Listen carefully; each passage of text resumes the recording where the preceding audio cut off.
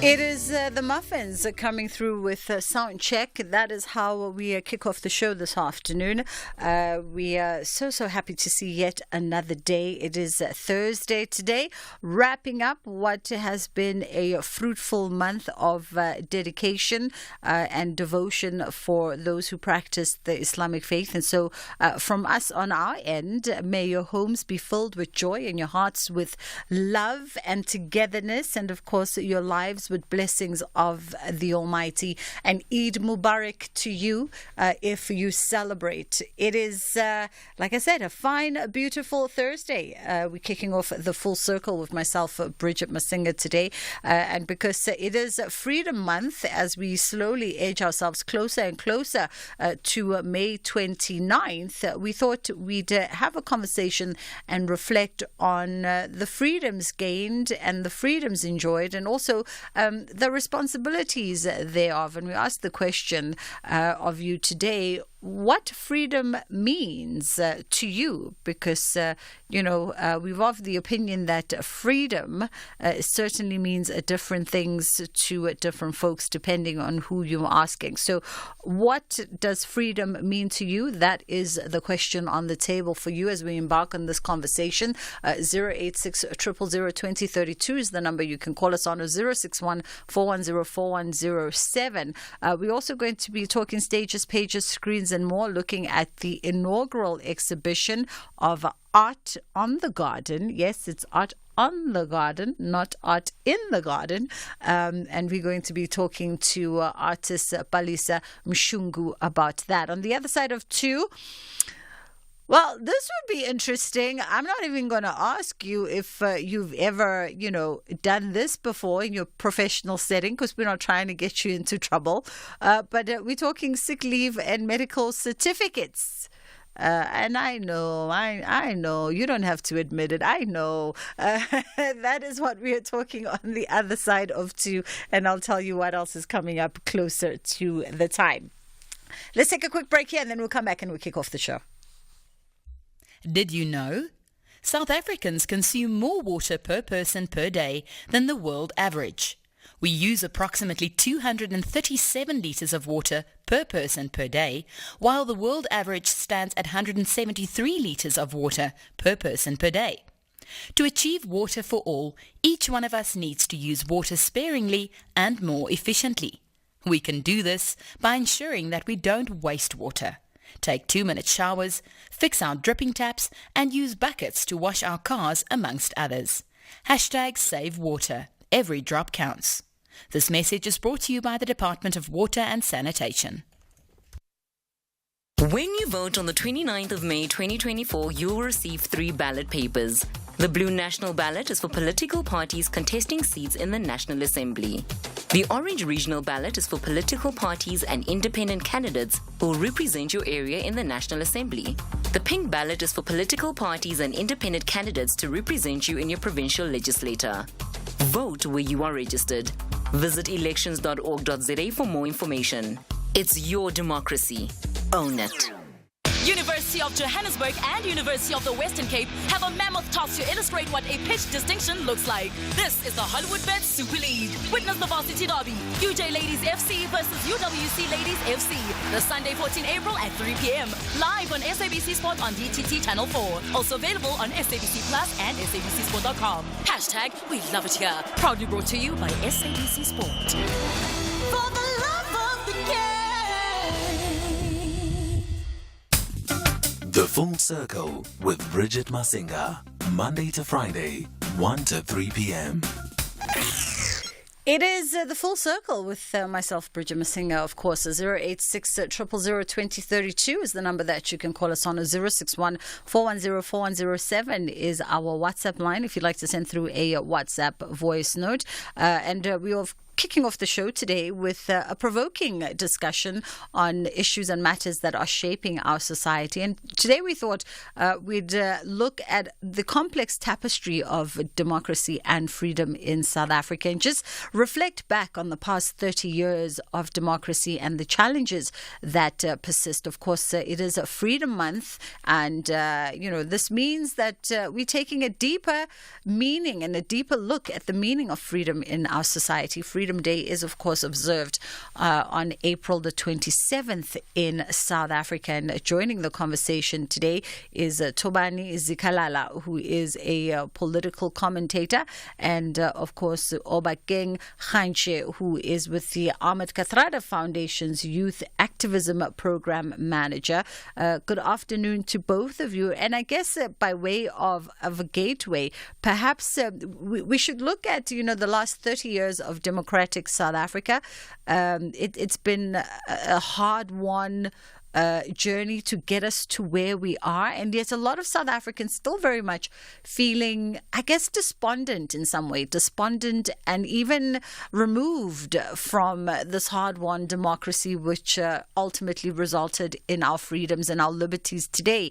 And so I guess the question I ask, and let me start with you, Thobani, is, what conversations should we be having as a collective that make everybody, every South African, feel first and foremost heard and included? Greetings to your listeners and greetings, Bridget.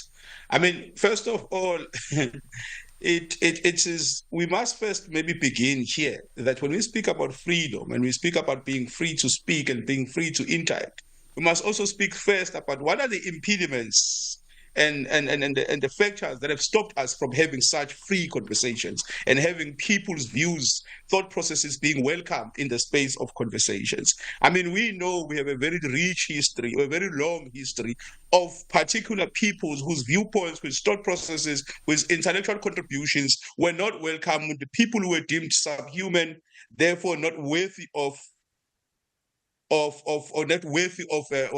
contribution in intellectual discourse and in conversation and having free conversations about society as a whole. So part of us of the dealing away with those impediments is the first thing of saying, let's have a very frank conversation as a country about what are these factors that brought us in a position where some people feel that their views are not welcome. And then we can start on the secondary part of saying, we must make sure in this country that going forward, first of all, for me to feel that my views are welcome, I must, when I interact with public discourse, I must see views of people like me, the values of people like me being welcome. In some platforms, you either read books or you cannot find yourself in those writings. Therefore, it's very difficult for one to feel if their viewpoint is welcome when they cannot find themselves in intellectual production and in value processes, for example, in education, in schools, in media. You must feel a space like that. And of course, but the first thing is to affirm the humanity and the validity of intellectual contributions of a particular people who, because of the history of South Africa, were denied that right. Got you. And you make a lot of interesting points there. Also joining us in conversation, Obakeng Khanche. Obakeng is with the Ahmed Kathrada Foundation's Youth Activism Program, and she's on the line now. And I don't know if you want to jump on some of the points, the opening remarks here, Obakeng, that Thobani brings to the fore. That first, perhaps we need to examine what are the impediments, what are the factors that are ultimately impacting and filtering our views before we can even begin to feel included, to feel heard in the discourse. Thank you so much, Bridget, and good afternoon to all your listeners, Thobani too. I think from taking from what Thobani is saying, it's very important for us to acknowledge the fact that freedom means different things for different people, right? It depends on where you are, who you are, and what your experiences are. And those are some of the difficulties that makes it difficult for us to have conversations about what freedom is to all people. So with a whole lot of challenges and the inequalities that exist in this country, it's very important for us to acknowledge that part and have that understanding when you have the conversation. That for me, freedom might be being able to walk around freely at any time of the night. And for Thobani, it might mean something different. And there are all those challenges that we also need need to acknowledge, but also most importantly is what role we have to play as citizens. What does the government have to do? What does the private sector have to do? Because with this freedom also comes a lot of responsibilities, and at some point, especially now reflecting on 30 years of democracy, what is it that we are doing as citizens, as individuals, to preserve that and to also just strengthen our democracy with all its shortfalls and everything? But what is the role that we can actively play in strengthening it? Yeah, and a very important question there, because oftentimes, the South African Constitution is celebrated world over and heralded world over as being the most progressive, inclusive, dynamic constitution of any modern society. And yet, how does that translate in the real life experience of most South Africans, even when it comes to things like enjoying liberties such as freedom? So I think just on that, Bridget, we have beautiful policies on paper as a country. And when you do interact with people who do not live in this country, there are then assumptions that everything is very perfect. But we have a very serious challenge of implementation and making sure that those things are a true thing that we can all realize and live in. Like you say, we have a constitution that speaks proudly of access to education, but what that means for me as someone who's had to go through a process of a NSFAS system that failed and derailed me and how I could access that education is quite different to someone else with economic power who can easily access that kind of education. And those are the conversations we need to be realistic and talk about. And I feel those are things that people do not want to sit down and say, where are the shortfalls? So the Constitution says this, but how do we get people to be held accountable and ensure that these things are implemented? So one of the really things that to stop us from even realizing some of those freedoms is those facts around accountability and transparency. We need to find ways that we can hold those in power accountable and say that we've employed you, whether it's to be in government or whatever. How is it that you make these things come true for South Africans and have all of us experience these things?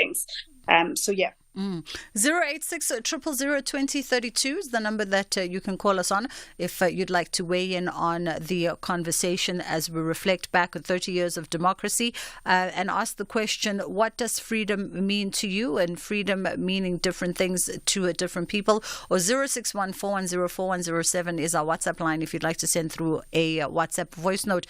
Tobani, let's throw it back to you. It is a bit of a tug and pull between the realities of life and what the ideals that are enshrined in our constitution, the ideals that are sort of penned out in our policies versus the impact on one's lived experience.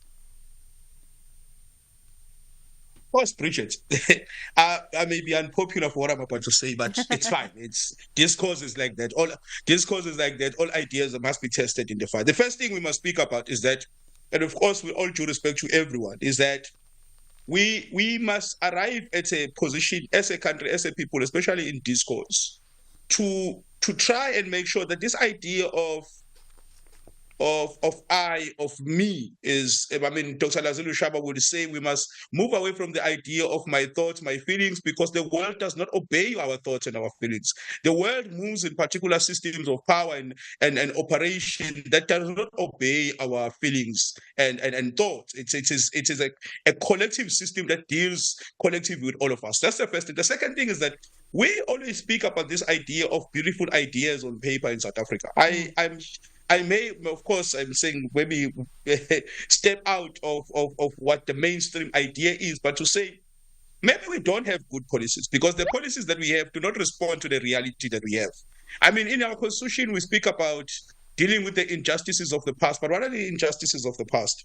The injustices of the past, who were they against? Who was this injustice meted upon? Who are the beneficiaries of those injustices? If we are not going to speak as frankly as possible in terms, even in our constitution, to say these are the injustices, colonialism, apartheid, capitalism, imperialism, and slavery. These are the injustices of the past that have made sure that a child who goes in a township, as Bukang Obakeng was saying, that a child who grows in the township, even if the constitution says we have got access to education, but the idea of the access to education for that child is very different from a child who systematically was able to live in Durban North, in Umhlanga, in Dainfen, in Sandton.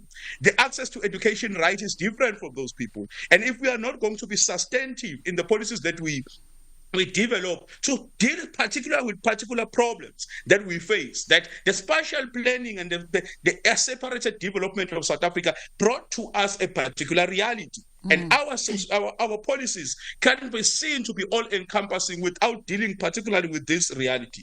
As a parting shot, I will say this. Professor Muhobi Ramosa, in one of his writings, speaks about the idea that the post-1994 process, what it did, because it didn't deal fundamentally with the injustice of the past, what it did was to institute apartheid by constitutional means, because it didn't heed the warning in 1972 given to us by Stephen Batubigo, who says, if we don't deal with the laws, the processes, the systems that brought about this reality, what we will do, and we push for an integration of everyone, what we will do, the effects of these policies will remain the same. Only a few of us will rise into the higher echelons of society, with everyone else being left in the same position. And that's what we have done since 1994. And for me, that's the problem. Of course, I agree with Bokang as a party should say, freedom may mean different things to many of us, but ultimately, the systems that bring about those particularities are the same. Yeah. So for a woman in society, patriarchy is a real system. For a worker, capitalism as an oppressive system is a real thing. These particularities are there, but our problem that we fought for against for many years, and ultimately believe that we won in 1994, was an all-encompassing collective problem that impacted all of us. It can't then suddenly that post-1984 we have particularities that want to deal with individually our own thoughts and feelings. Yeah, and I know that Tobani, you have to leave us at past. So as your parting shot in the last minute and a half, with the injustices that you speak about, right, with the injustices that you list, does this then directly speak to the pressing challenges that we face in order for us to achieve what ultimately would be regarded as true freedom and true equality for all South African citizens to enjoy? Because the biggest impediment of us being able to achieve our true freedom is the fact that we didn't deal directly with the injustices that brought us in the state of unfreedom. We are in a state of unfreedom because we didn't deal directly with the issues that brought us here. For us to move forward, we will have to confront that Obagain can't access education the same way as a child in Sandton because she grew up in Mamelodi, simply because of a particular system of laws that brought about that reality. It's not because she's poor, it's because particular systems of society brought about the state of poverty in her life, because her society was not developed in the same way as others. So intentionally, we must be able to say, how do we reverse Group Areas Act? How do we reverse the effects of apartheid? And ultimately arrive at, because that is not reverse apartheid, by the way. We must also arrive at a position that says the injustices of the past, as much as it affected particular people, it also benefited other particular people. We must be honest as a country, and I believe since 1994, we didn't have an honest conversation. What we then did was to institute civil liberties and all these things that we did, but did not deal fundamentally with the system that brought us here.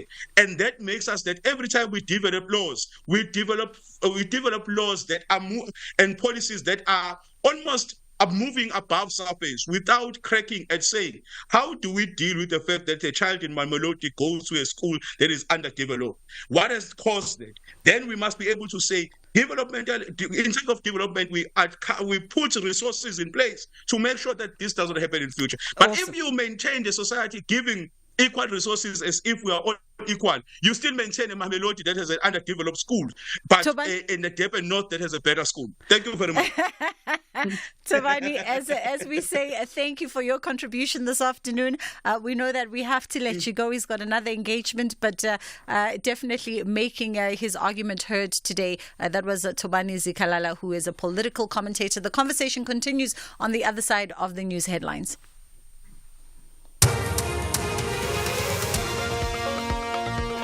In your headlines for this hour, 2 of the 5 men found guilty of killing the Collins Chavane mayor, Moses Maluleke, have pleaded for leniency at the High Court in Polokwane, Limpopo. In mitigation of their sentences, Isaac Ndao and Wiseman Baloyi have told the court that they shouldn't be given lengthy jail terms as they have children and families to support. In other news, the private prosecution case of former President Jacob Zuma against his successor, President Cyril Ramaphosa, has been postponed to the 6th of August. This as Zuma still has pending appeals that need to be concluded for the matter to be heard in the criminal court. And lastly, a police sergeant, Ina van der Westhuizen in the Northwest, appeared in the Hartbeesfontein periodical court this week for fraud and defeating the ends of justice. I have more in these and other stories at 2 for SFM News. I'm Liva Chipa. Bridget Masinga on SAFM. Good afternoon, SAFM. Kuku Kombo. Freedom to me means being free from bondage, that is economic, social, and cultural bondage. Having the ability to determine our own destiny without the interference of foreign players. That is true freedom. It is not enough for us to have guaranteed elections and universal suffrage if the people do not partake in the political life and economic life of the nation. Your views are most definitely welcomed here on 0614104107 is our WhatsApp line, and of course 086 000 2032 is the number that you can call us on. We are in conversation with Obakeng Khache, who is with the Ahmed Kathrada Foundation's Youth Activism Program Manager, as we unpack and reflect on 30 years of democracy and ask the question, what freedom means to you, because freedoms do mean different things to different folks.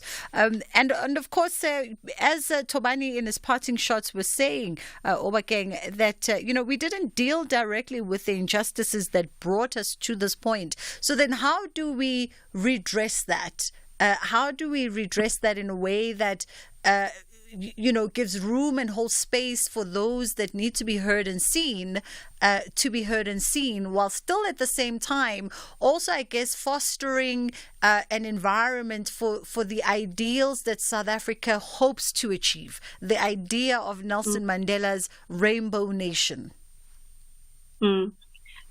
Bridget, I think it's quite a difficult one, because we live in a country that wants to pretend, or we are forced to pretend that everything is okay.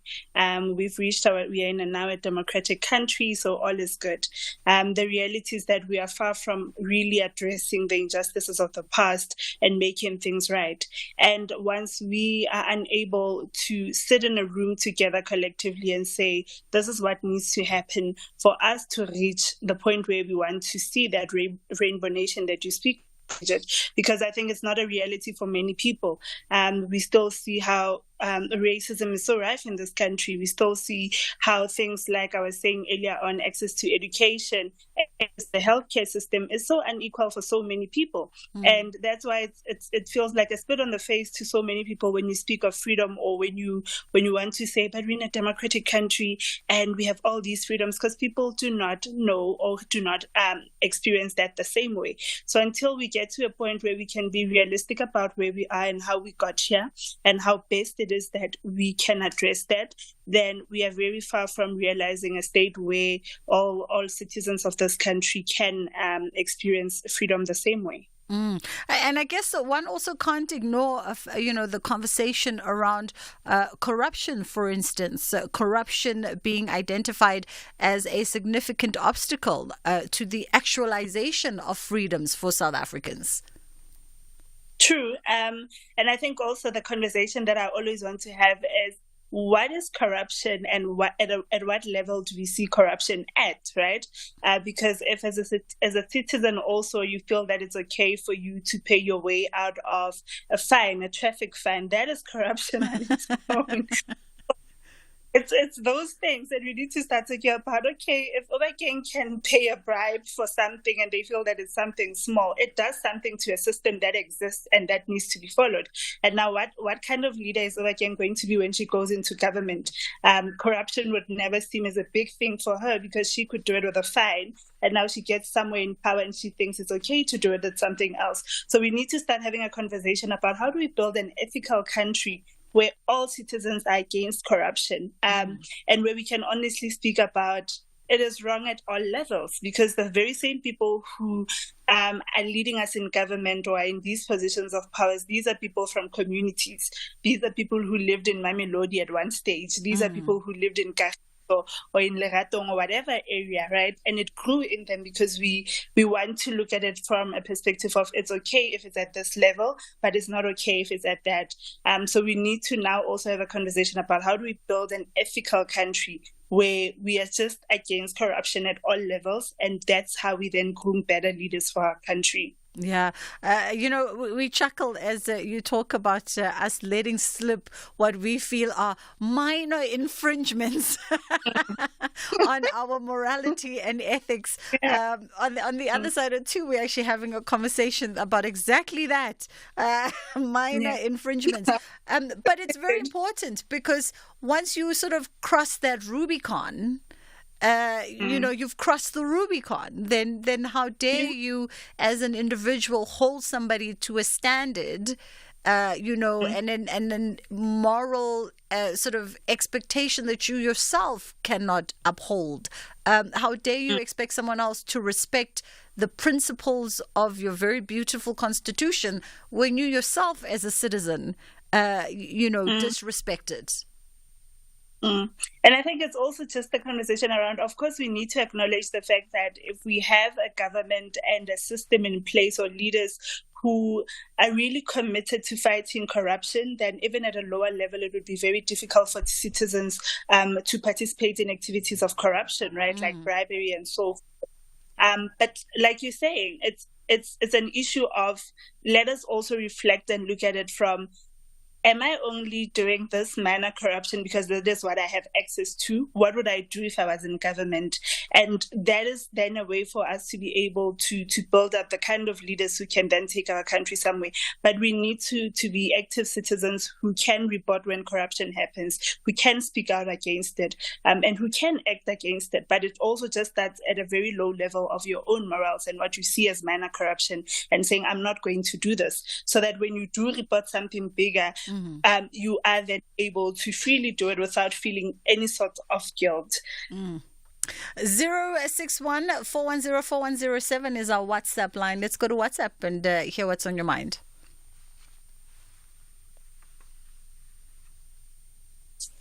Shalom, Bridget. This is Wisdom from Inredwa. What freedom means to me is to be free spiritually, mentally, and emotionally. I believe that one of the things that we've been so brainwashed in approaching life and understanding life. For example, many people when you're doing agriculture, they look down on you. They see as this is a very low thing. It means you are so poor. And our approach even for our education, understanding really what education is all about. So we learn more about other people's ideas than to tap into our own ideas. It's come to economy, come to racism, perception about ourselves. So freedom to me is to be free mentally from slavery. Thank you. Bye. Hi, Bridget. This is Motlatse from Pretoria. We must call a spade a spade. The ANC, we put it in power since 1994, 30 years down the line. We're talking about everybody else taking responsibility. No, the ANC failed us, and we must confront that and remove it from power. And then we'll be okay, because they are showing that they can't move us forward from this liberation and the freedom that we fought for. We're not free. Some of us can't even afford to take our kids to school, but they are busy looting the money just for fun and for vacations and for whatever. It's her running out of energy towards the end of her sentiment. She had that kuningi energy. As we wrap it up, Obakeng, and I'm not saying I agree or disagree with the sentiment, but what does jump out at me with what she says is that, if we remove the ruling party, as she suggests, call a spade, remove the ruling party, and then South Africans will be free. But is that really, given what we've just said about the injustices of the past and not redressing the fundamentals, is it as simple as just removing one political, sort of party or leader, replacing it with another? And would that fix the problems that we see in our ability to enjoy, what people literally lost their lives for? No, I get you, Bridget, and like she said, good ningi. But before I'm even accused of telling people what to vote for, I think the most important thing for us to look at is we have so many coalition. We are led by coalitions in many municipalities and so forth, right? So looking at those municipalities, is there change that you see?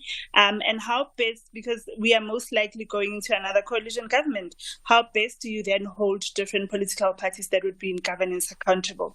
And how best do we as citizens also form part of that process? One of the most beautiful things about the celebration of Freedom Day is that it's the freedom to go out and vote, which that we all have access to. So people have a right and a choice to make. So people should go out and make those decisions.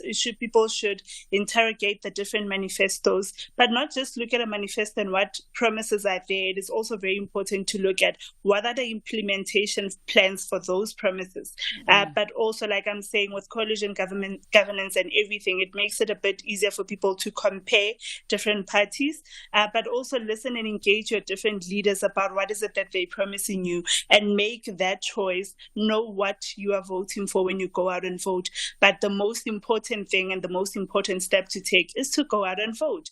But also, in addition to that, know the kind of action that you can take. It does not just end on Freedom Day, on Voting Day in May, on the 29th of May. What actions do you take as a citizen after the 29th of May to strengthen this democracy and hold power accountable? Absolutely. That is the kind of last word that we shall leave it on today. Obakeng Khache, thank you so much for the time with you. And Obakeng is with the Ahmed Kathrada Foundation. She is the Youth Activism Programs Manager. And of course, earlier on in our conversation, we were also joined by Thobani Zikalala, who is a political commentator. Let's take a quick pause there. We'll come back and get into things artistic. SAFM 104 to 107 nationwide. Leading the conversation. Hi, John Gericke here. This is the second promo for my new show called The Weekend. Apparently, my first promo wasn't good enough, and it comes from a very credible source. One of the best controllers, technical producers we have here at SAFM. Let's see what Finney thought about my first promo. It is dry. I don't like it. It needs more spice. It needs more mixing. Need more spice, needs more mixing. Yeah. All right. Otherwise, it was a good promo. No. Otherwise, you shouldn't ask me, John, to do that promo. All right. So that's the promo version 2 for my show. It's between 10 and midnight on a Saturday and Sunday. The next promo I'm going to make will have, as Finney says, more spice. So tune in. 10 to midnight, Saturdays and Sundays. The Full Circle with Bridget Masinga. Monday to Friday, 1 to 3 p.m. We were so confused in studio with that promo, but I think that is the whole point of it with John and one of our technical producers, Afi. That's the whole point. Right now, though, we're joined by artist Palisa Mshungu, and we're getting into stages, pages, screens, and more. Stages, pages, screens, and more on The Full Circle. So, Palisa is a visual artist with a keen eye for detail and color, and of course, a limitless depiction of emotion. And she joins us now, also live streaming via our social media platforms as we get to know her a little bit better. And your journey, Palisa, started off when you were a teen, and you always knew you wanted to be an artist. How are you? I'm well. How are you doing, Bridget? I'm fantastic, thank you. So you always knew that you wanted to be an artist, but you didn't quite, from what I understand, you didn't quite believe that you could pursue a career in the arts. 100%. So I actually probably not only in my teens. I had been pursuing this art thing from like a young age. I remember in grade 6, I had won an arts award, and then later on in grade 9, won another one. And then from grade 10, we had to choose subjects, and I think my parents were just like, "Girl, you better get the career going. There's no color regime here." So then I went into the tech field, but this thing did not lead me. I continued sketching sometimes I wouldn't. And then, like 2 years ago, I then started making miniature sketches on a sketch pad. And my dad was like, "Girl, like, why are they so small? Why don't you make these things bigger?" And I was like, "No, I'm still practicing." And at that time, I used to just post these little sketches on WhatsApp, on my WhatsApp statuses. And some of my friends would be like, "Please, can we commission you for these things?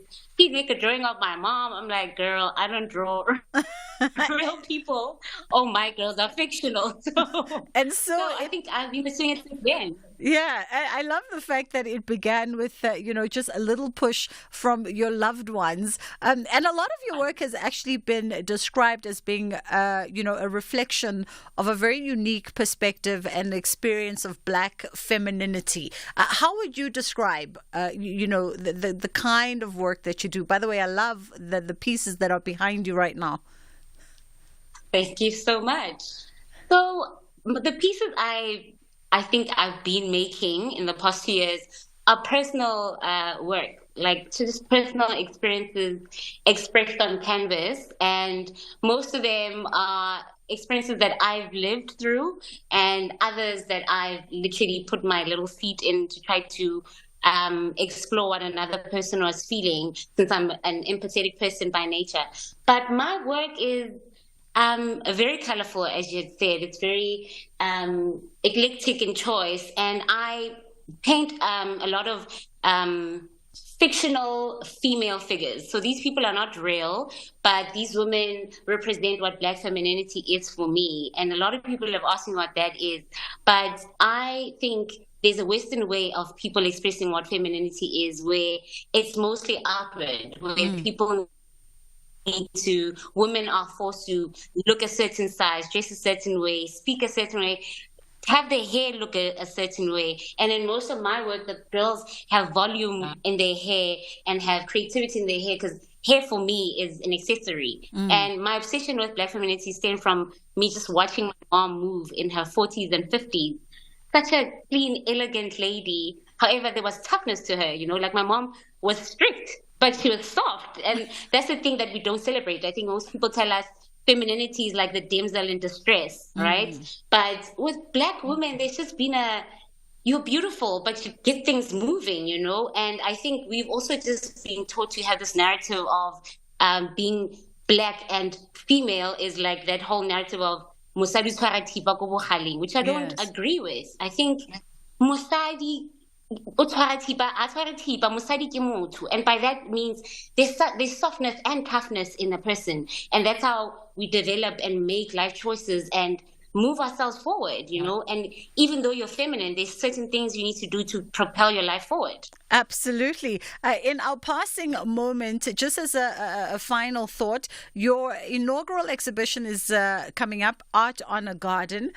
Give us a perspective in about a minute. Oh, it has passed already. I missed it. It has passed already. Yes, sorry. It was on the 24th of March. But basically, it was just a celebratory come together of all the people that have encouraged me to say, thank you. Okay, here's the work. We're doing this. Please hold my hand. I'm frightened, but we're doing it together. I love yeah, it. it was beautiful. I love it. Palisa is available on social media, by the way. You can have a good look at her work. Her page actually is a beautiful way to get to know the kind of vision and narrative that she shares, from a visual perspective. I appreciate the time with you today. That was Palisa Mshungu, who is a visual artist for Stages, Pages, Screens and More. She is on Instagram if you want to check out some of the work that she does. It's just gone 10 to 2 o'clock. It's time for us to get into Nalibali.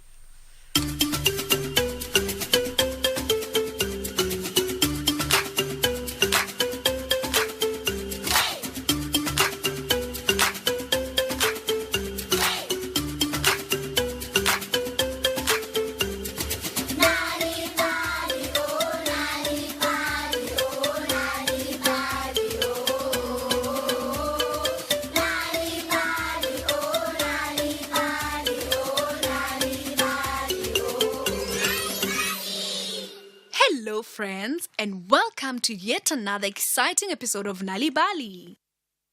Playing is a natural and enjoyable way for us as children to keep active, stay well, and be happy. Freely chosen play helps our healthy development. To have good physical and mental health and to learn life skills, we need various unstructured play opportunities from birth until we are grown-ups. But most importantly, do what makes you happy. Come closer as we listen to today's story called Do What Makes You Happy, written by Jenny Robson. Let's listen closely now. But wait, before we listen, let's all get up and dance!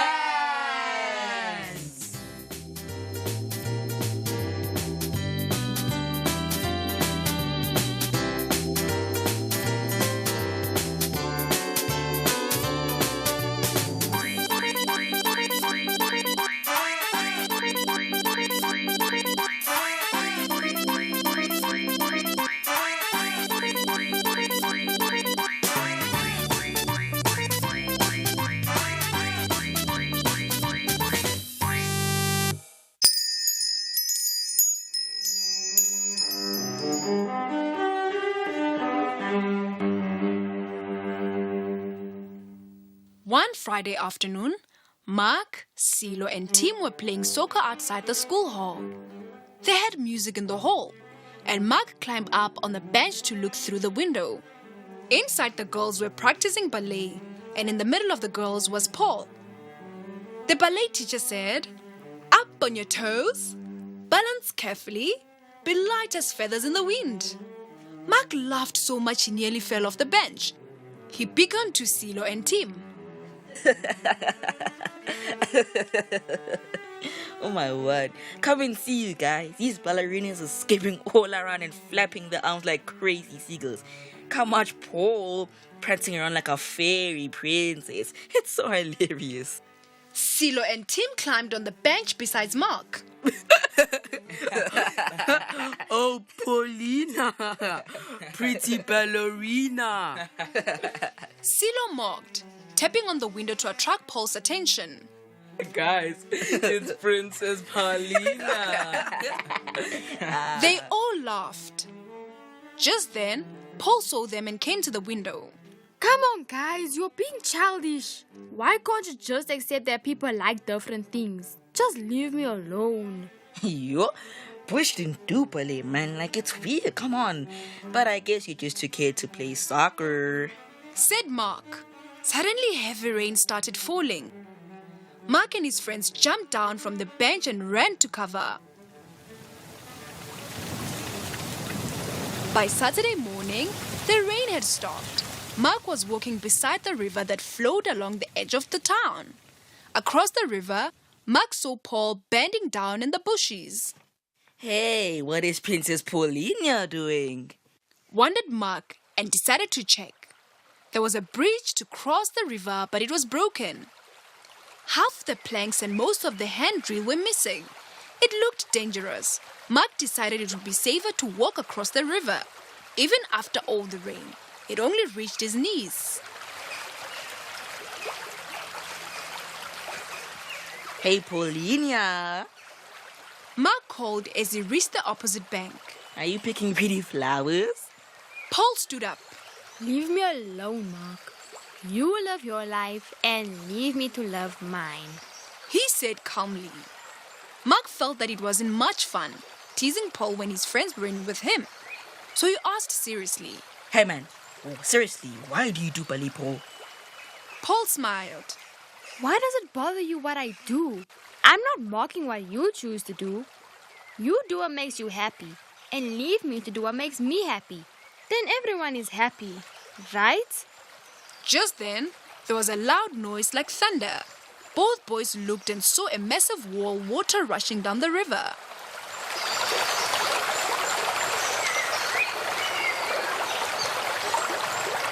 It swirled widely, carrying broken branches along. It filled the river to the top of its banks. Oh no! It's a flash flood! Shouted Paul above the noise of the roaring river. Oh my gosh! No! What are we gonna do? Mark wailed. He was really scared. Oh no! How can we get back to the other side of the river now? The bridge is broken and the river's too deep. It's full of branches and thick mud. I think there's another bridge about 2 kilometers away, said Paul. What? No ways. We can't walk through the bush on the other side of the river. It's too thick. It's full of snakes and scorpions, said Mark. Paul looked at the broken bridge and said, I think I can cross it. If I go on my tiptoes, light as a feather, I should make it. Then I can call someone to help. Mark watched as Paul crossed the broken bridge above the wild torrent of water. Paul stepped slowly on his tippy toes, his arm fluttering at his side to keep his balance. He didn't look like a crazy seagull or a fairy princess. No, he looked like the bravest boy in the world. At last, Paul was safely on the other side and ran to get help. Soon Paul returned with 3 men carrying thick ropes who helped Mark get safely across.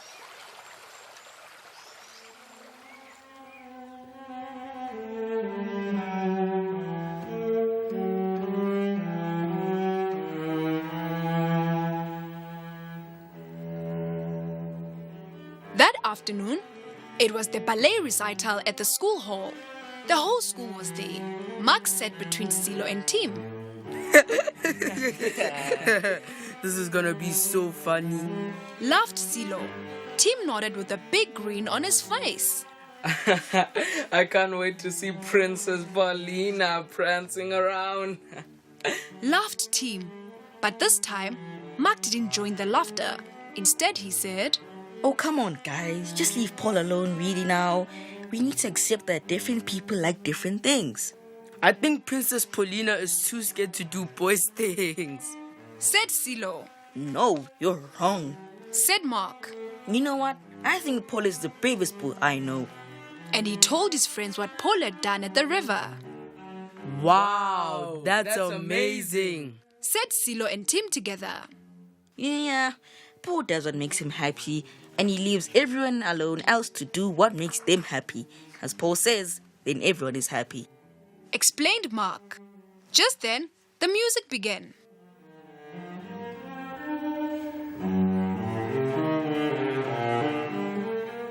Paul stepped onto the stage, and the girls skipped around him. Then he was leaping up in the air, so high it seemed like he was flying. Woo! Yeah, go Paul! Shouted Mark. He clapped and cheered loudly. Silo and Tim stared at their friend. Then they nodded and began to clap and cheer too.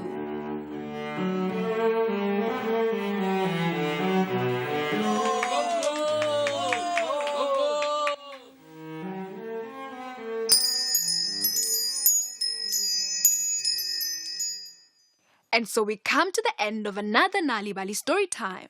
Today's story was called Do What Makes You Happy, written by Jenny Robson. Did you know that reading and telling stories to children at home can help them do better at school? If you want free stories to read to your children or for your children to enjoy on their own, visit Nali Bali website www.nalibali.org or Mobi site www.nalibali.mobi. You will find stories in 11 South African languages, as well as tips for reading and sharing stories with your children to grow their potential. Also look out for the bilingual Nali Bali Reading for Enjoyment supplements with great children's stories and activities available in newspapers. Nali Bali, it starts with a story.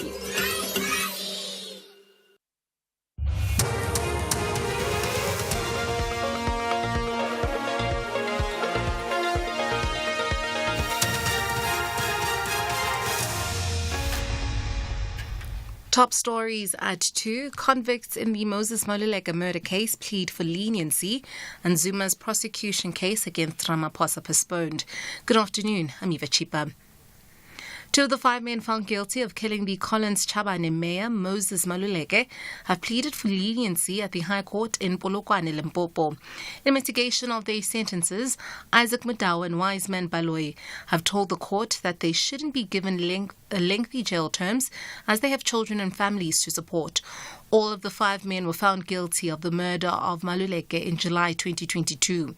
Their defense lawyer, Advocate Amukeliani Baloyi, says his client can't be rehabilitated. It will be unjust to impose a sentence the effect of which is more likely to destroy them than to reform them. I find this passage to be more relevant, my lady. I've submitted that the 2 accused before this honorable court, considering their personal circumstances, they are suitable candidates for rehabilitations. As the court is to impose sentences, all we are asking is that the court should deviate from imposing the minimum sentences, my lady. The private prosecution case of former President Jacob Zuma against his successor, President Cyril Ramaphosa, has been postponed to the 6th of August. This as Zuma still has pending appeals that need to be concluded for the matter to be heard in the criminal court. The former president accuses Ramaphosa of being an accessory after he lodged a complaint to Ramaphosa, alleging that prosecutor Billy Downer leaked his medical records during his corruption trial in contravention of the National Prosecuting Authority Act. Judge Norman Naomi handed down the order. In this matter then of Jacob Zuma in his capacity as private prosecutor versus Matamela Cyril Ramaphosa, an accused, the following order has been reached between counsel and the private prosecutor. Having heard counsel for the private prosecutor, it is ordered that 1, the criminal proceedings are hereby postponed to the 6th of August 2024. 2, the private prosecutor shall at that stage appraise the court regarding any developments in the matter so ordered. A police sergeant in the Northwest appeared in the Hartbeesfontein periodical court this week for fraud in defeating the ends of justice. Ina van der Westhuizen has been granted bail of R2,000 and will appear in court again next month. According to police spokesperson Brigadier Sabata Mokhwabone, it is alleged that she stole a murder case docket in order to prevent her friend from facing charges. The accused allegedly called a former reservist to the police station on Thursday, the 4th of April 2024. The former reservist was on arrival taken to detective's office where he was requested to take a bag, leave the place and not to open it until it was collected by the accused. However, the former reservist decided to open the bag and discovered that there was a murder docket inside. He allegedly got suspicious and blew the whistle on Friday, the 5th of April, by disclosing the incident to the detective commander. Muslims across South Africa are celebrating Eid, marking the end of the holy month of Ramadan. The day is marked with early morning prayers, feeding the needy, and visiting family and friends and the graves of loved ones. In Cape Town, at the Gatesville Mosque in Athlone, prayers and a ceremony were offered. Gatesville Imam Shak Abdukaragam Alexander has more. We have fasted the entire month of Ramadan purely for the sake of Almighty God, Allah. And we feel that it is a spiritual exercise and discipline that brings you closer to Almighty God, but also in touch with the suffering and the pangs of hunger of the needy and the poor people. And lastly, soldiers in Myanmar have withdrawn from a town on the border with Thailand. It follows days of clashes with an armed ethnic group. The BBC's Celia Hudson has more. Hundreds of soldiers from Myanmar's military junta are now sheltering on a bridge near the Thai border after retreating from the key trading hub of Myawaddy. Their withdrawal appears to give a powerful rebel group, the Karen National Union, control of the town. The junta's command over Myanmar is under increasing stress. It's fighting battles with ethnic and opposition groups on several fronts, and it's lost control of several key trading routes along its borders with China and Thailand. Recapping the top story for this hour, 2 of the 5 men found guilty of killing the Collins Chabane mayor, Moses Maluleke, have pleaded for leniency at the High Court in Polokwane, Limpopo. I'll be back at the bottom of the hour. For SFM News, I'm Eva Chipa. SAFM 104 to 107 nationwide. Leading the conversation. Mamelodi Sundowns ladies believe they belong at the top and they want the vital 3 points. But Linda Lani ladies are on a mission to shock Banyana Bas style.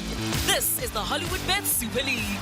Witness the queens of the beautiful game. Mamelodi Sundowns ladies FC versus Linda Lani ladies FC. The Sunday 14 April at 11 a.m. Live on SABC Sport on DTT Channel 4. Also available on SABC Plus and SABCSport.com. Hashtag we love it here. Proudly brought to you by SABC Sport. For the love of the game. When you vote on the 29th of May 2024, you'll receive 3 ballot papers. The blue national ballot is for political parties contesting seats in the National Assembly. The orange regional ballot is for political parties and independent candidates who will represent your area in the National Assembly. The pink ballot is for political parties and independent candidates to represent you in your provincial legislature. Vote where you are registered. Visit elections.org.za for more information. It's your democracy. Own it. 2 years since winning the EFC middleweight title in the most dramatic and controversial fashion, Luke Michael finally defends his belt for the very first time at EFC 112 against the imposing submission machine, J.P. Kruger. And in the co-main event, featherweight champion Iga Smiley Cabeza becomes the next athlete aiming for champ status as he battles the imposing Kaleka Block Kabanda. EFC 112 live this Thursday. Watch it on SABC Sport Channel on DTT Channel 4 from 7 p.m. Brought to you by SABC Sport.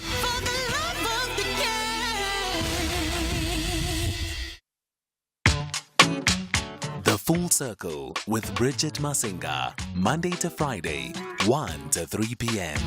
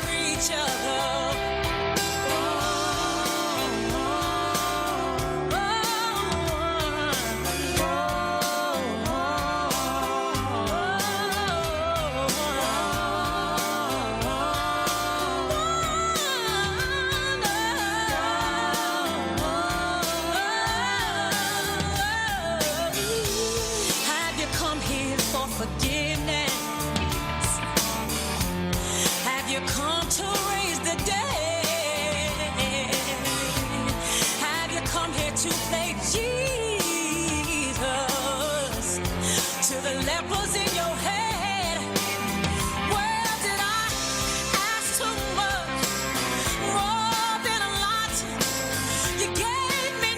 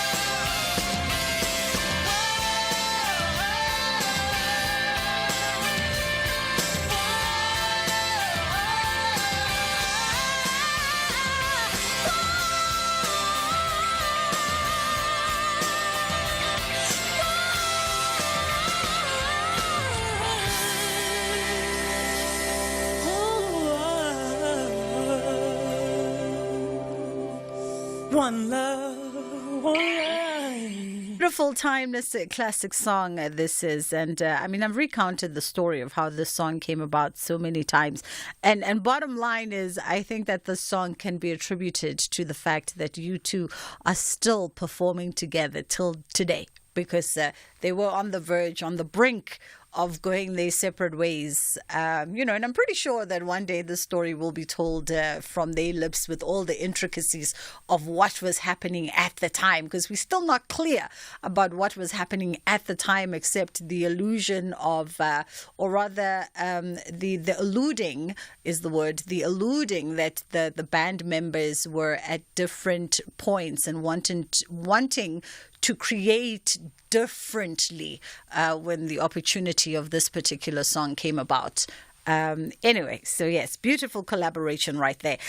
We are talking sick leave and medical certificates right now.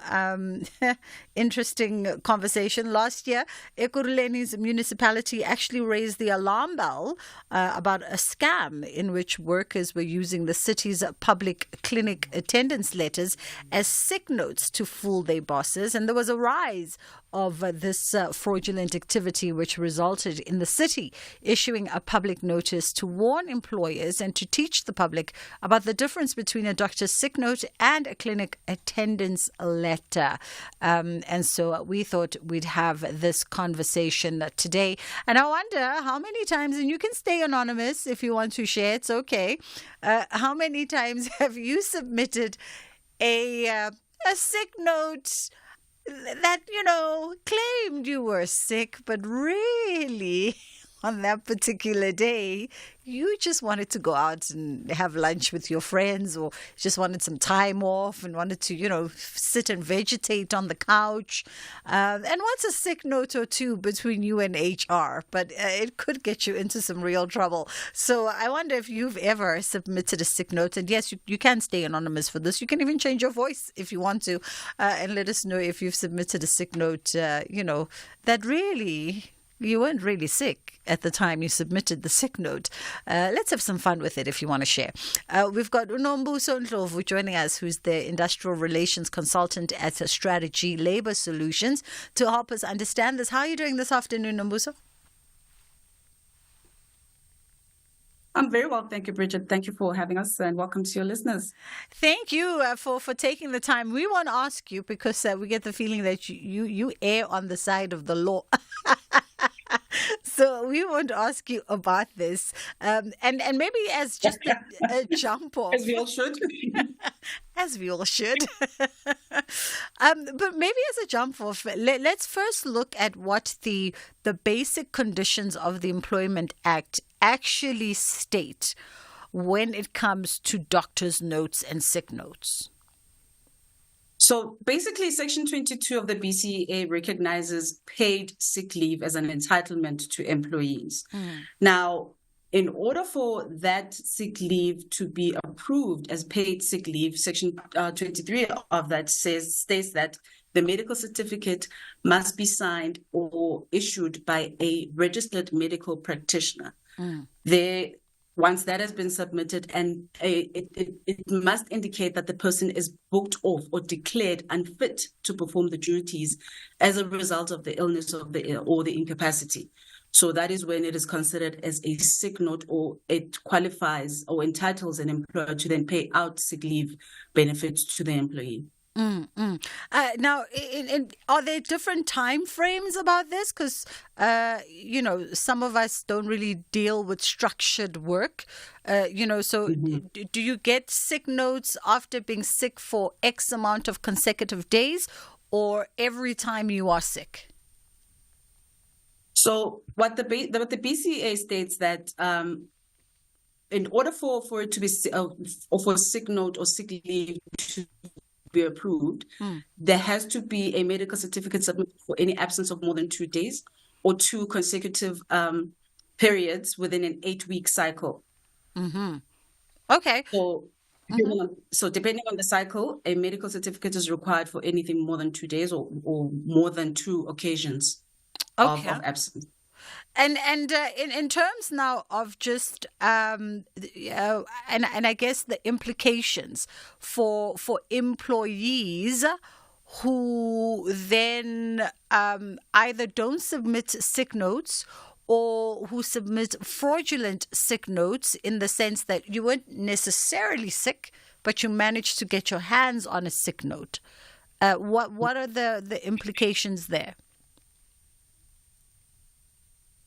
So the implications thereof is that, firstly, that is considered to be a fraudulent activity to submit a sick note when you're actually not declared to be sick. Or if you submit a sick note that is considered to be fraudulent. You are committing a crime by being fraudulent, but more importantly, with your employer, are being dishonest, which is a serious misconduct. And that then breaks the trust relationship. The employer has every right to then take the necessary disciplinary steps against an employee who is found to have either submitted a fraudulent sick note or has been dishonest about the reasons for their absence, and having then submitted a sick note for that reason. However, it is found that the employee was actually either not sick or was seen somewhere else whilst being booked off sick. So of course, as you say, this speaks to the importance of the authenticity of the note, and in terms of just the legal ramifications that employers could take towards an employee, or the reprimands that could be levied upon an employee if you are found to be, submitting fraudulent sick notes, or submitting sick notes, but you're not necessarily sick. So yes, that is so the legal ramification is a potential or possible dismissal for dishonesty, because, as I stated, dishonesty is considered to be a very serious misconduct, and even our courts have indicated that they will take or have no support for any employee who is found to have committed this type of misconduct, or this type of submitting of any fraudulent medical certificates.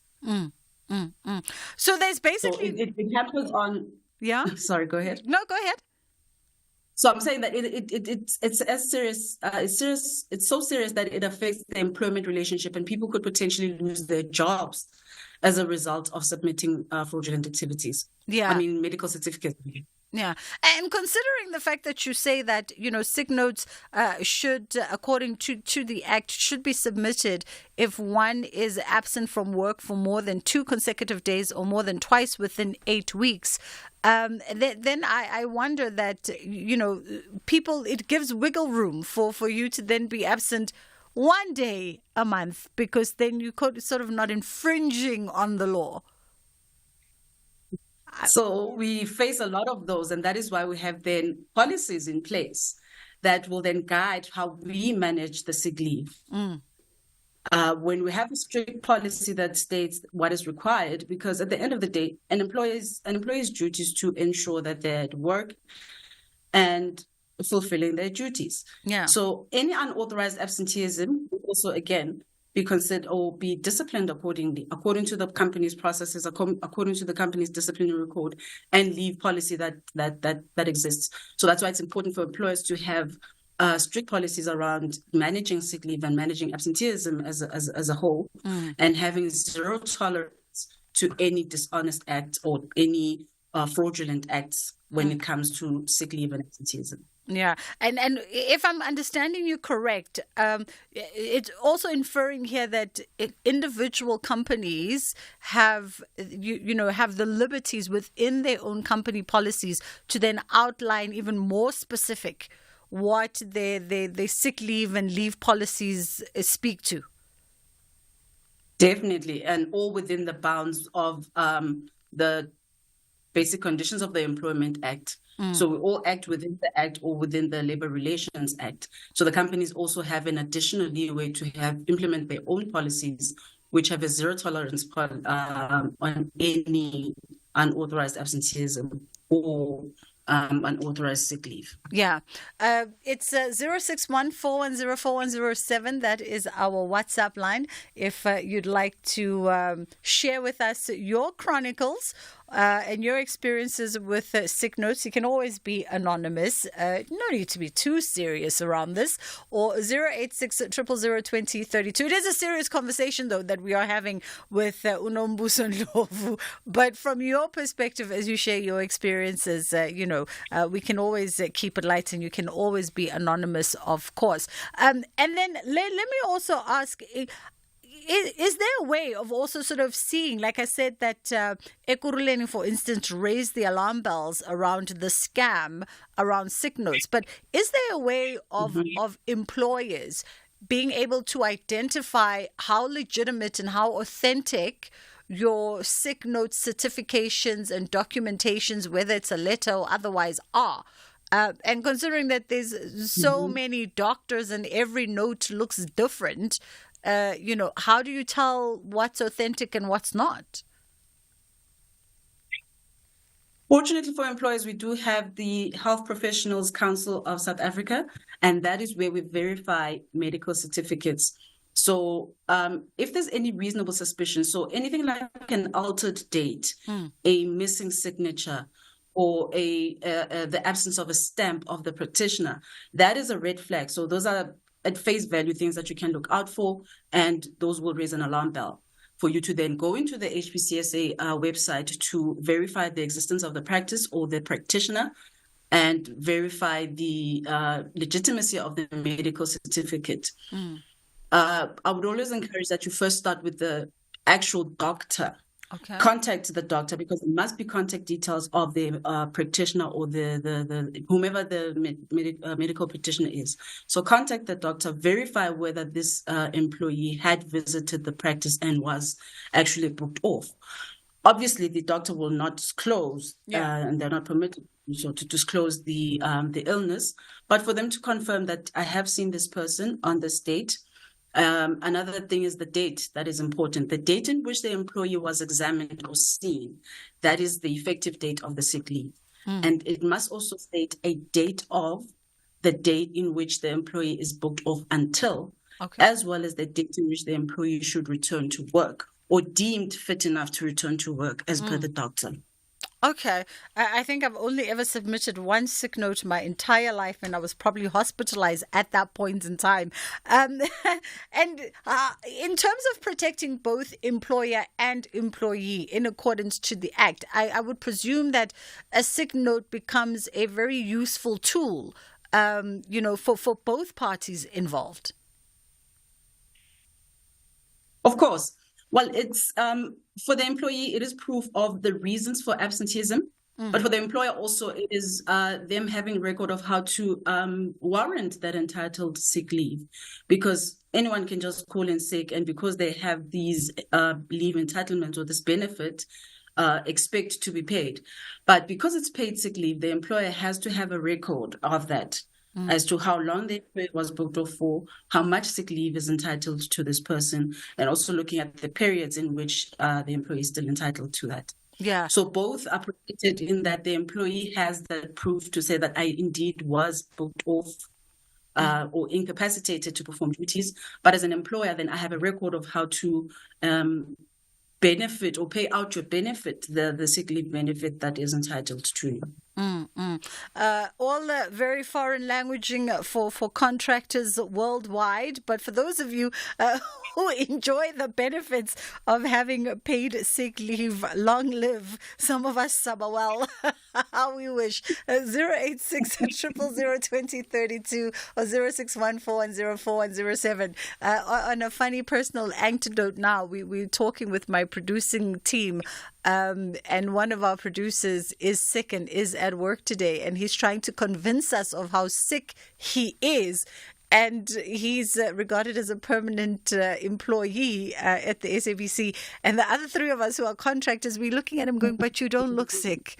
Like for a contractor, you literally have to be hospitalized for us to go, okay, you are sick. You are sick. But be mindful, you must be careful that it's not contagious, because one of the reasons why an employee will be booked off sick is to minimize the risk of potentially making others sick. Yeah, no, absolutely. In addition to looking after themselves. Absolutely true. And that's a point he made. He's like, I could be contagious to all of you. Now, considering the legal and the financial risks that are associated with sick leave fraud, what measures then can employers actually implement just to prevent and I guess simultaneously also to detect any kind of fraudulent behaviors and tendencies when it comes to sick leave? It would be very difficult to say that this is the process to follow to ensure that you don't receive medical certificates. However, we have, once again, the BCA and the Labor Relations Act that guide us on how to manage such, but more importantly for employers to educate employees on what's expected or required of them when they're absent ill, and to have policies that will make it seriously known to employees that there is a zero tolerance on any fraudulent or any dishonest act on that. It will be very difficult to rid the system entirely of that. But when employees are aware of that there's zero tolerance against that, and the fact that the repercussions of that may lead to a termination of employment. Because if there's any breach of trust between the two parties, then the employment relationship is in essence has ended. Yeah. So employees the relationship between the parties is governed or based on trust.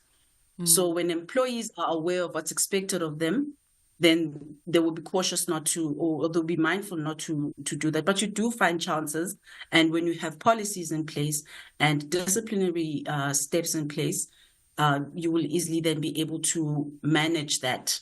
Yeah. Through steps. I've just been handed a note in studio in bold capital letters for me to ask you about traditional healers and herbalists. I was crossing my fingers not for us to get to that. However, it is not only a legal right, but a constitutional right for people to visit traditional healers. So the requirements, again, for that are that they must be a registered traditional healer. Okay. So also the verification steps also go through that. There is the National Healers Council, where traditional healers can be verified. And if there's a medical certificate submitted from that, we have that platform to verify the validity of it. Although we know, Nombuso, that ugogo moyeni le ga mhlabu yalingana, she's probably not registered with the Traditional Council of, the Council of Traditional Healers, let alone have some kind of examination pad that, she can write on and send you a sick note. Hey, Angsa, what you're going to do about that. Let's take a quick break, and then Eva's coming through with the headline news. Of course, 086 000 2032 is the number you can call us on, 061 410 4107 on our WhatsApp line. Malisela in Polokwane, I'm going to come straight to you, and Rich out in Durban, I'll also come straight to you. Thanks, Bridget. In the headlines for this hour, the ANC's Nkosindiphi Xakaza is now the new mayor of the city of Ekurhuleni. This after he was nominated unopposed during the extraordinary council meeting today.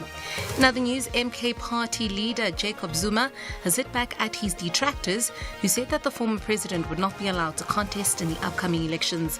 Zuma's comments follow a ruling by the Electoral Court on Tuesday that the former president can run for office in the May 29 polls.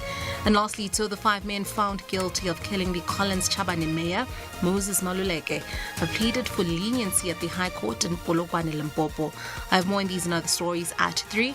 For SFM News, I'm Eva Chipa. Conversations that you connect with and react to. SAFM. It is the Full Circle with myself, Bridget Masinga, on SAFM, and we are in conversation with Unombuso Ndlovu, who's the Industrial Relations Consultant at Strategy Labour Solutions, and we're talking around sick leave and medical notes and sick notes and things of that nature. And we wanted to know from you, have you infringed, submitted a sick note or two? Let's see. Maybe I shouldn't actually have said your name, but now that I've said it, Malesele, how are you doing? Well, how are you, Bridget? I'm fantastic, thank you. Go ahead. Yes, I once submitted a fraudulent sick note. Basically, it was not. If I went to the doctor, I asked for it, and he went to me. The reason I had interviews that I think that's when I had the interviews on another company. Now I couldn't tell my boss that I had the interviews. And then the second one, I had exams, and my company was not approving the study loan for me. So they were forcing me that I must take that route. Yeah. And it was during the season.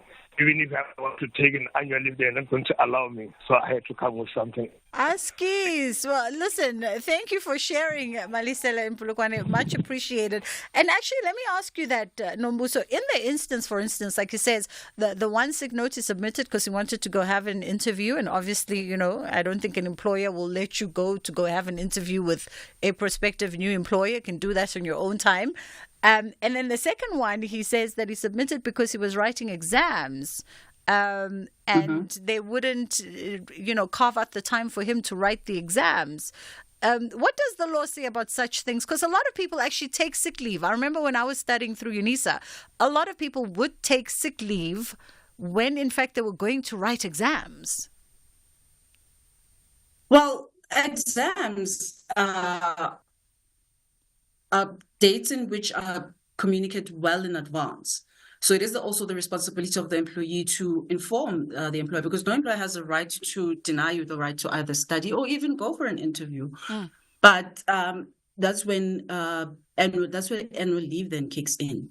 With exams, you're well informed in advance. You apply for annual leave to then go and write your exams. Yeah. What employees need to be mindful of is that annual leave is approved on the basis of availability in accordance to the policies that exist within the company. So in the event that the employer has not provided the leave, it would be for a very reasonable reason for them to have done so. It's either too short notice or there aren't enough people to fill in the role during that time, or it's such a crucial time that employees are all required to be at work at that time. But a workaround is always available between an employer and an employee. Employees need to make sure, because you'll find at times that in the instance of Malisela, and I speak purely on a scenario that could have been, is that he may not have been aware or have not notified the employer in time, and the employer could not grant the leave. Yeah. So it would not have been considered as sick leave. And, had it been found at the time that he was dishonest, he would actually be subjected to disciplinary action. Yeah. And then let me also ask, we've got a note from Tsidi in Bloom who says, I was a general sick leave submitter at varsity level. I always write a retest or a re-exam because second test or exams used to be similar to the first one. So I would always get good marks because of my advantages. And I stopped when one professor called me into his office and warned me about it, that professors are now talking about me. Are there ramifications at a varsity level? And I don't know if there's any kind of obligation and as far as you being sick and school attendance and things like that. We could say that the requirements are the same or similar, but given that it's not my area of expertise, I deal with mainly employers and the employment relationship. But there are guidelines that guide such institutions, and what the requirements of sick leave and sick medical certificates in that respect. And I can imagine, and probably someone in the education system, because I do know, I don't have any children, but I know from being in school that once you absent from school for a particular amount of days, it warrants intervention by principals and people of that matter to find out what's wrong with you and So I can imagine that probably at varsity level, similar things apply. Rich, out in Durban, how are you doing? Can you hear me? Yes, I can. Rich, how are you? Yeah, I'm all right, thanks. Just two things. The first one is your guest mentioned that on more than 2 occasions, I'm assuming it's days for simplicity. Now, what if an employer has a rule, an internal rule that says 2 days? It doesn't say more than 2 days. It just says 2 days, meaning that if you follow the Basic Conditions of Employment Act, you might have broken the rule. That's one. The second one is disclosure of the illness.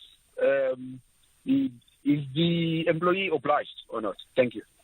Okay. Do you have clarity on the first one, Nombuso? About the 2 days? I do have clarity on the first one. So the 2 days is the last time that you were at work and 2 days after, or the 2 days of the absence. Then your return after that 2 days will be a requirement for the medical certificate. Okay, or the occasions within an 8-week cycle. Yeah. Give us a practical example. So you off on Monday because you're sick? If I'm off if I call in sick on Monday and I return to work on Wednesday, I am required to submit a medical certificate because I'm off work for a period longer than 2 days or 2 days or more. Okay. So the guidelines in terms of the BCA is 2 days or more. So if the employer has a policy that says 2 days or more, again, they're not acting outside of the bounds of the law. Okay. All right. So hopefully you guys got clarity on that one. If it's 2 days or more, then you are obliged. And if it's less than 2 days, then you are not obliged by the act to then give, if you're off on Monday and then you off on Tuesday, but you come back on Wednesday.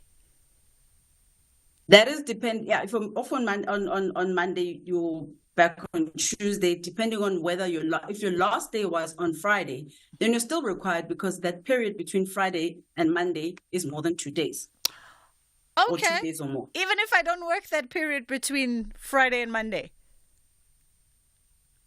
We are guided by the days of work considered being 24 hours. Okay. So a day is considered to be a 24-hour period. Yes. So anything more than a 24-hour period a 24-hour period is considered a day. So if your employer requires a medical certificate for you returning to work on Tuesday, even though your last working day was on Friday, it's still longer than the last time that you were at work. Very interesting. So a medical certificate will be required in that respect. Very, very interesting. I was thinking of bank days. I'm like, okay, so I worked until Friday and then I don't have to submit anything if I'm off Monday and Tuesday. All right. And then let's go to WhatsApp and see what's on your mind. Hi, Bridget.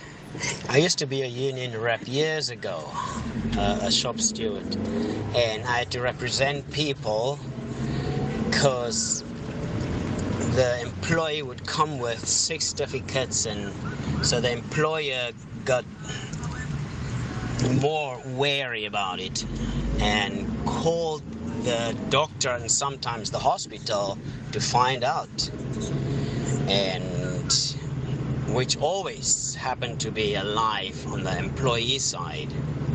So I was embarrassed many a times in a hearing when all these things comes out and the employee never reveals it, and in the hearing the employer did their homework and everything comes out, and so I'm sitting there very embarrassed and I have no defense. So the employees were dismissed.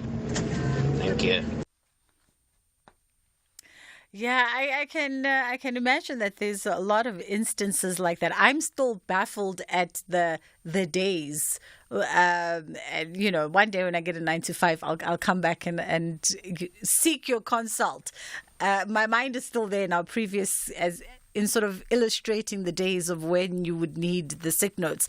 But yeah, I mean, just by way of parting shots, anything that, we need to be cognizant of, whether it's the employees or the employers, in as far as navigating matters around sick leave and sick notes?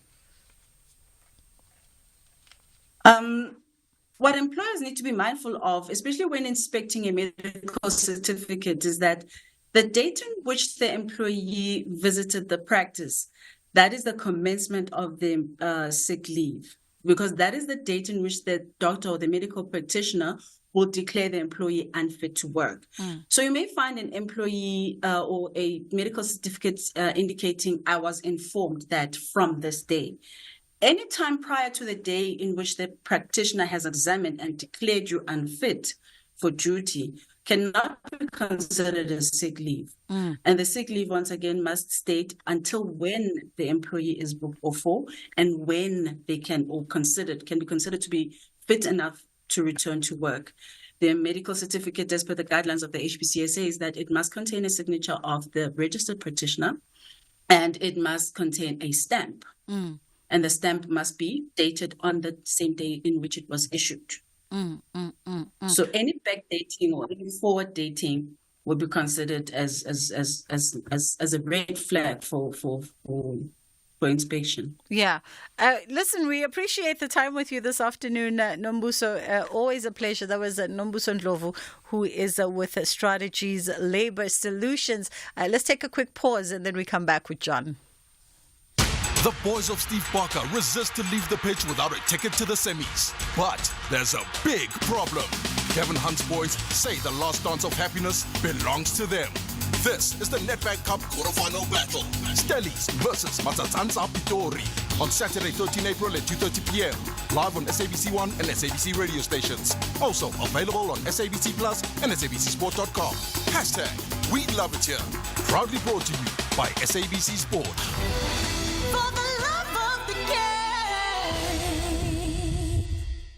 South Africa is facing an increase in people diagnosed with non-communicable diseases such as diabetes, cancers, hypertension, lung problems, and obesity. This also increases the number of people living with these diseases and mental health. Many people living with these preventable diseases may not be immediately aware unless they go for health screening and testing. It is our responsibility to invest in our healthier future through regular physical activity, healthy diets, and avoiding risky health behaviors such as alcohol and tobacco use. The Department of Health urges people to go for regular health screening for early detection and effective treatment if they are diagnosed with any of these conditions. This message is brought to you by the National Department of Health. 2 years since winning the EFC middleweight title in the most dramatic and controversial fashion, Luke Michael finally defends his belt for the very first time at EFC 112 against the imposing submission machine, J.P. Kruger. And in the co-main event, featherweight champion Iga Smiley Cabeza becomes the next athlete aiming for champ status as he battles the imposing Kaleka Block Kabanda. EFC 112 live this Thursday. Watch it on SABC Sport Channel on DTT Channel 4 from 7 p.m. Brought to you by SABC Sport.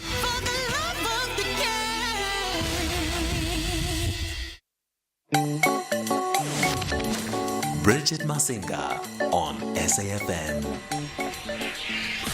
John is in the building. How are you doing? I'm all right. Don't need a sick note.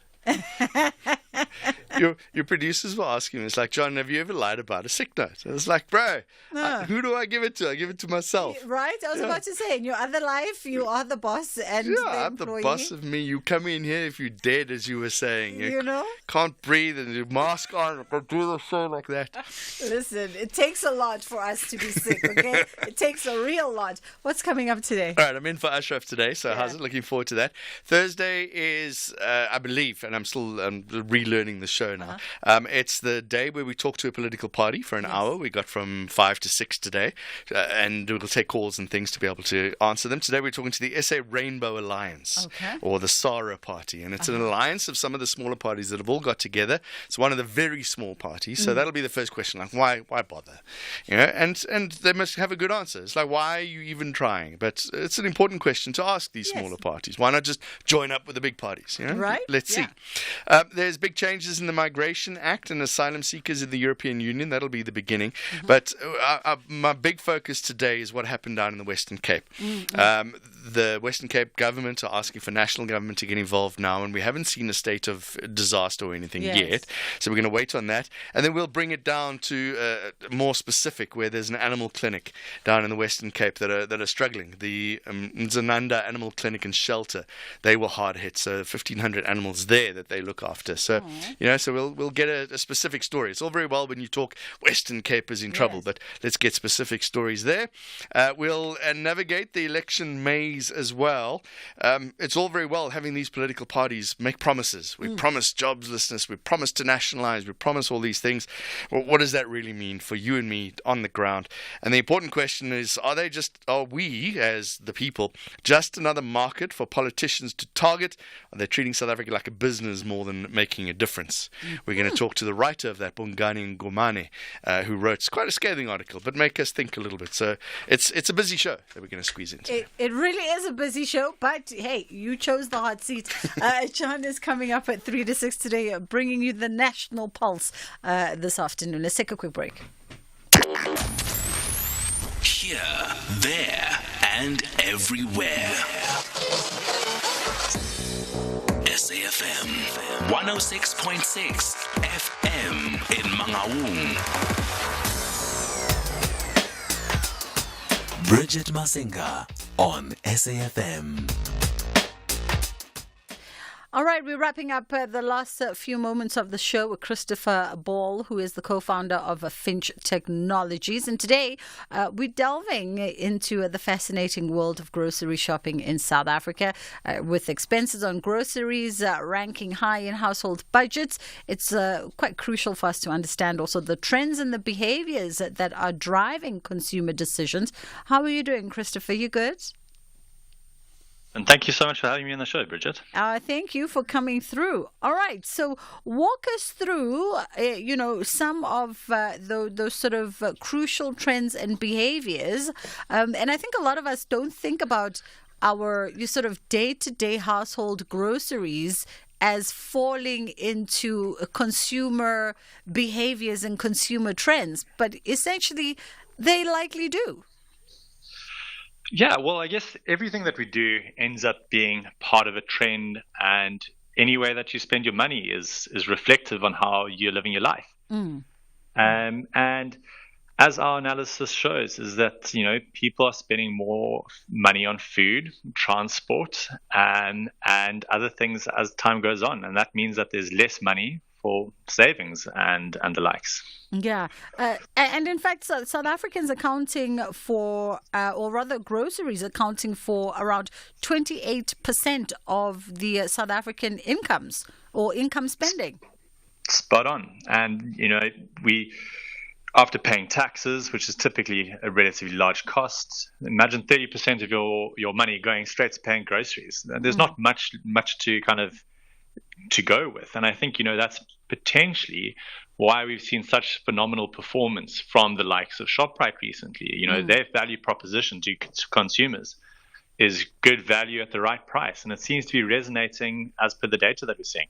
I actually like that you use them as an example, because I think of all the stores that have these rewards and instant rewards back in your pocket, ShopRite, Checkers and Checkerses, they do really well at that. They do really well at putting money back inside a consumer's pocket immediately. Yeah, they most definitely do. And it's also really exciting to see what they're doing with their own technology products that are coming out. We've seen what Extra Save is doing, and I think there's some interesting innovation that's going to come from them in that space. And I think, the mantra that they're coming through is being the champion of the consumer. So let's see what they do. And is the technology, and digital solutions, or are technologies and digital solutions actually shaping or reshaping our trends, our consumer trends, and in what ways? So when we look through data, so the way that we got this data is we scrolled through about 1 million transactions, and we categorized each of those transactions into fields like groceries, travel expenses, entertainment, accommodation, etc. And we tried to find the trends in the data. And I think, other than groceries, one of the other interesting trends that came up was banking fees. And again, how banking fees are part of a consumer's choice. They've chosen to bank with a certain bank, and how that is also eating into their income at the end of the day. You put your money in the bank and you expect it to be there, but lots of money goes away to bank fees too. So then does that come through in as far as you say, where people bank? Are you seeing trends in as far as that is concerned, where people maybe are migrating from certain banks and moving into different banks that have deployed different strategies to keep those banking costs down? So I think we can't talk to the transfer of people to different bank accounts because we don't see that layer of data. The layer of data that we do see is often multi-banked customers. Okay. So customers that have more than one bank account with a different institution. So someone like myself, who I bank with both FNB and Capitec, and we see that as a kind of growing trend. And I think also the messaging that the banks are putting out into the universe is also really interesting. The low cost banking being your fixed cost per product, but at the same time, you need to take into account all of the transaction costs that these banks charge for their fixed fee products. Okay, and Christopher, if we are to go back to sort of our grocery store preferences and decisions. Talk to us a little bit about what came through in as far as the average basket sizes and the spending patterns there, whether how it relates to various stores or even, I guess, in as far as how much we're spending and where we're spending it, or on what we're spending it on. So I think one of the most interesting pieces that we saw is, often shoppers were spending 17,000 Rand using their personal bank accounts. Wait, come again? And often we saw, or not often, but sometimes we saw a consumer using their consumer bank account to spend 17,000 Rand on one shop. And you have to ask the question, what is that for? And, that's leading data that this person is set up as a solopreneur running some type of business, because as big as families can get, 17,000 Rands worth of shopping is quite crazy. But you talk about the average basket size, and across all the platforms, it was relatively similar, and people were spending about 420 Rand per shop. I think one of the interesting bits of data that we did come across during this analysis was bank balances during the time that people were doing these shops. So the trend came in that people typically do their shops at the end of the month, call it around payday time. That would almost be, your first shopping basket. And then your later shopping baskets came in when your bank balances were quite low. And you could see that there was a preference for people in terms of getting their grocery shopping in before their balances went to zero. Listen, I mean, I don't know if you're not streaming, you're not coming to us live on camera this afternoon, but my eyes literally popped out the socket when you said 17,000 Rand, because I'm just like, how big is that household and what are you buying? Crazy. So I know there's some big households, but I don't think that would be a household. Our kind of research on that customer indicates that is someone that's participating in what we're now seeing as as Olcock deems the main market, which some other people refer to as the non-formal market. I see. The little minions that live on my shoulders, one of them just typed that Musa Mselegu said he spends about 20,000 Rand per month on groceries, but also Musa Mselegu is in Isitembu, so he's got 5-6 wives and I don't know, X amount of children and grandchildren. So divide that by 5-6 women. That's still a reasonable grocery list. In fact, 20,000 Rand. It's still a reasonable grocery list. But I mean, that's the type of behavior. And it's also interestingly unique in lots of circumstances that, crosses some of the cultural barriers that we talk about here. Absolutely. And then how important are things like cashback trends, for instance? What were some of the findings in as far as that's concerned? Because I like a good cashback. I like a good reward system, and not everybody gets it correct.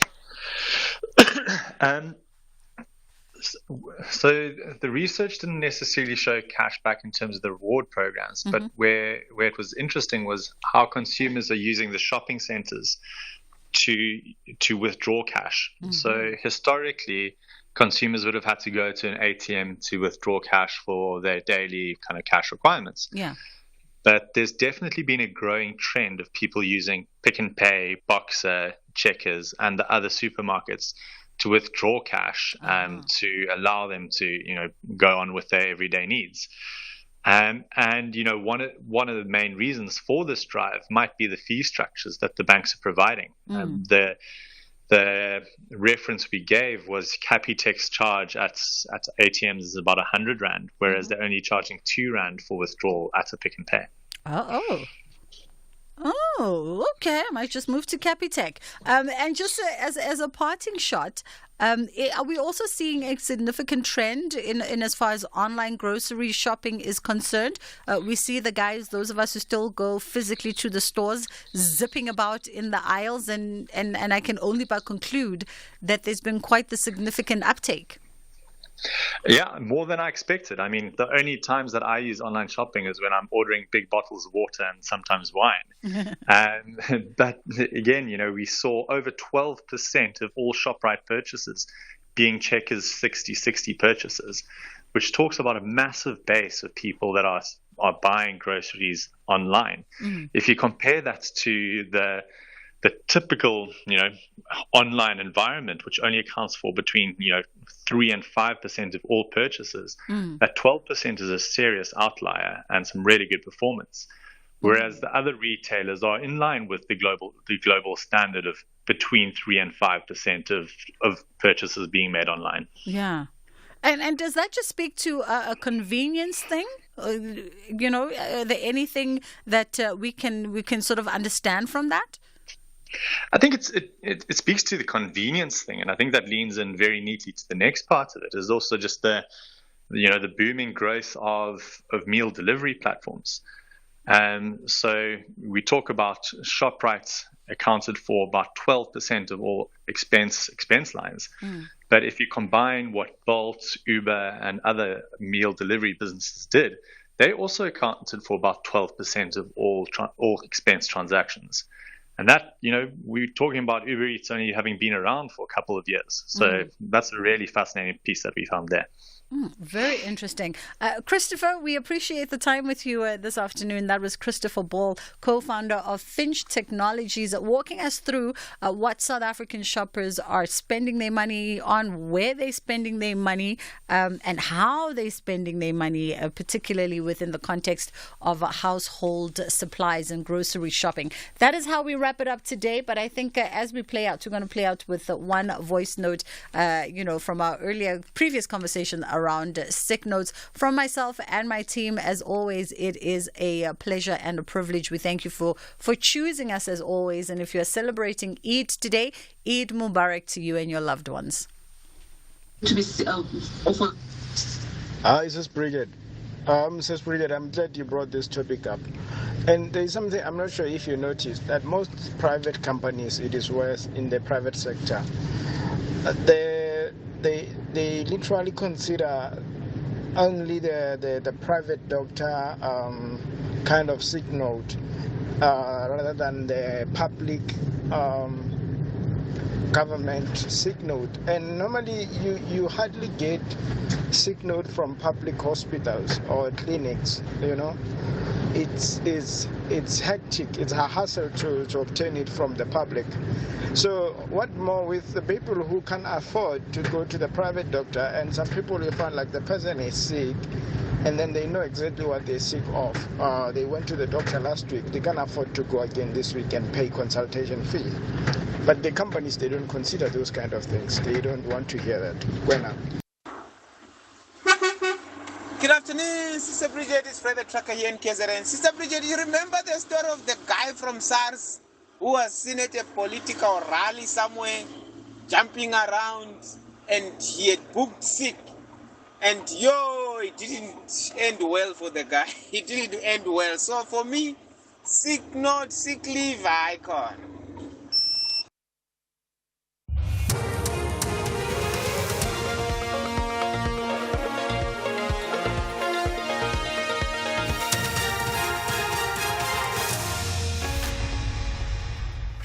top stories for this hour. The ANC's Qagaza, elected as mayor of the city